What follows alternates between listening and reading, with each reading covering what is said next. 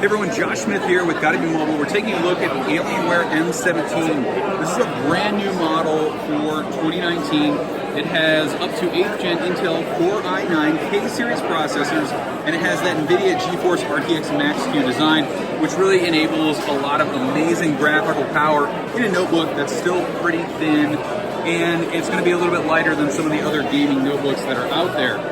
The Alienware M17 is 35% smaller and 40% lighter than the previous model, and Dell says that this is their thinnest and lightest 17-inch laptop ever. And as you can see here, it's a pretty slick looking machine. The design uses a premium magnesium alloy, and as we go in a little bit closer here, you can see some really cool design elements. We have our glowing Alienware head, the Alienware branding, and a beautiful backlit keyboard. That design carries over in the back with a nice sleek look, lit up Alienware head. Alienware M17 is available to order soon. Thanks for joining me to check out more about the Alienware M17 that's brand new for 2019. If you found this video useful, you can subscribe for more information. Give us a like and comment and let us know what you can't wait to play on the M17 for 2019.